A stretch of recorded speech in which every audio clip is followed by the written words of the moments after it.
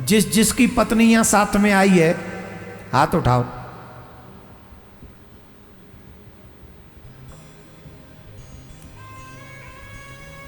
कोई नया छई छोरो सो है जाकी पत्नी संग आई हो?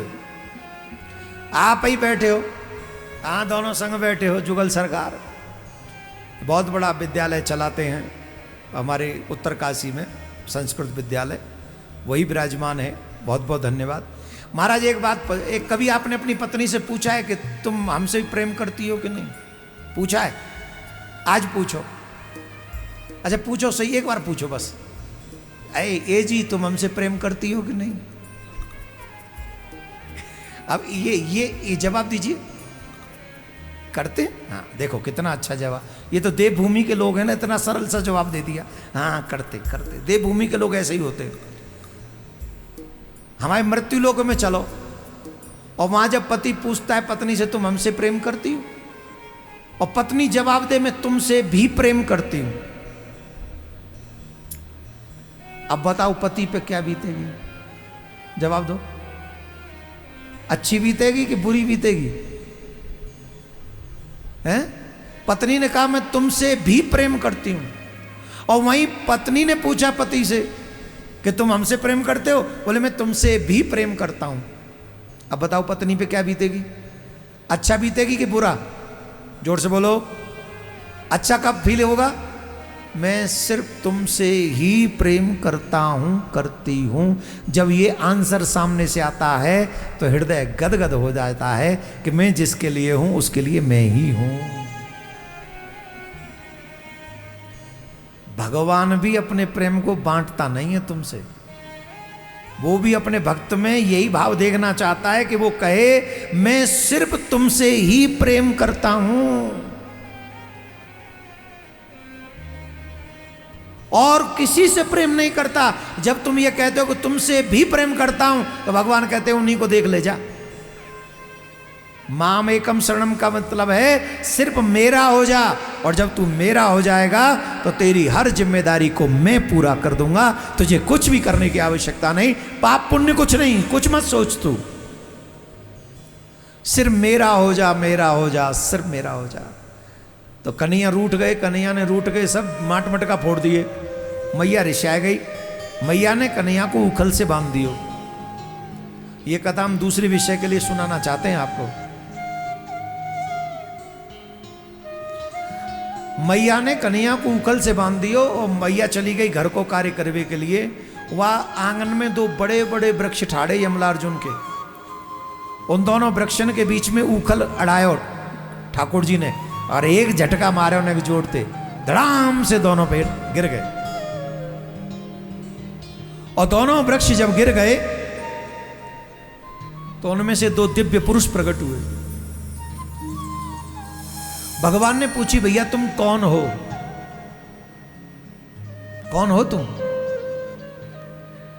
तब उन दोनों ने कहा प्रभु हम कुबेर के पुत्र हैं। कुबेर को तो जानते ही होंगे, हैं? क्या बोले? हम कौन हैं?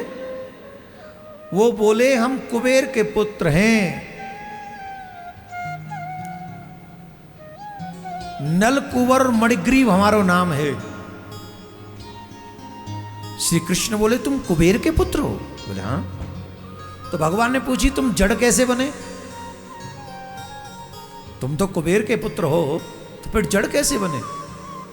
तब उन दोनों ने कही महाराज एक बार हम अपनी पत्नी ने ले लेके ना, अपने अपने हमारे मित्र है, अपनी पत्नी ने संग लेके एक सरोवर में जल विहार कर रहे, और जब हम जल विहार कर रहे थे मां, तो वही समय सरोवर के पास में है कि देवर्षि नारद निकले,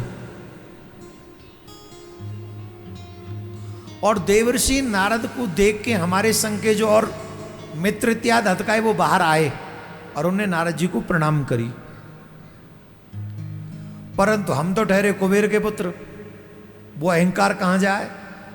हम वहीं जल में खड़े रहे, हम बाहर नहीं निकले।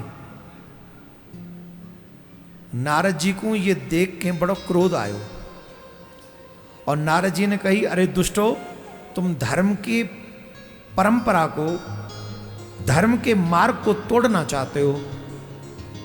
संत को देखकर भी तुम जल में जड़वत खड़े हुए हो, संत का आदर नहीं कर रहे हो। हम तुम्हें शाप देते हैं, जाओ तुम जड़ हो जाओ।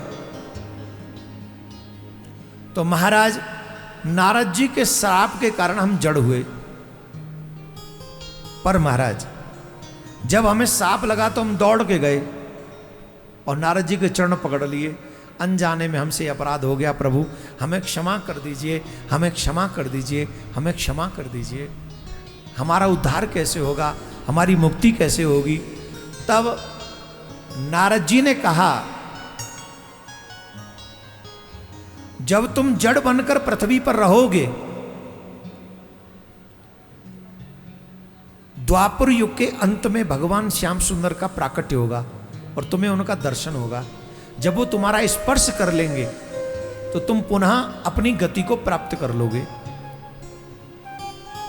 कुबेर के पुत्र देवर्षि नारद को बार बार प्रणाम करने लगे और फिर जड़ हो गए और भगवान श्याम सुंदर को प्रकट होकर बार बार प्रणाम कर रहे हैं और कह रहे हैं, महाराज आज हमारा परम सौभाग्य है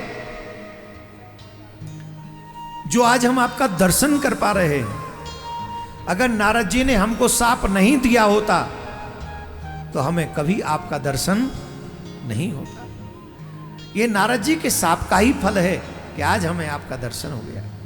भगवान बोले, हम तुमसे बड़े प्रसन्न हैं, कोई वरदान मांग लो।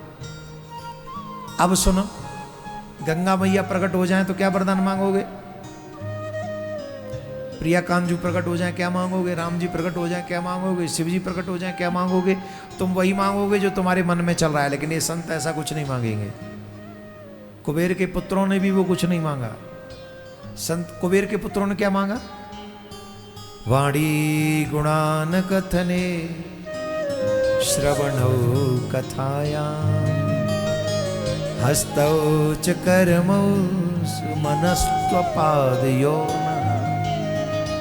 हे प्रभु, आप हमें वरदान देना चाहते हैं तो ये वरदान दीजिए कि हमारी वाणी आपके गीत गाए, हमारे श्रवण आपकी कथा सुने, हम अपने हाथों से आपकी और आपके जनों की सेवा करें। आप और आपके भक्त, संत महात्मा गुरुजन, हम उनकी सेवा करें। मन से, कर्म से, वचन से नित्य निरंतर आप ही के पाद, आप ही के चरण कमलों का चिंतन करते रहें। पैरों से तीर्थों में जाएं, सत्य का संभाषण करें और जब भी इन नेत्रों से दर्शन करना हो तो सिर्फ आपका दर्शन करें। हाथों से दान पुण्य करें, आपकी सेवा करें। चित्त में आपके सिवा किसी और को न बसने दें। यही वरदान हमको दे दीजिए और हमें कुछ नहीं चाहिए।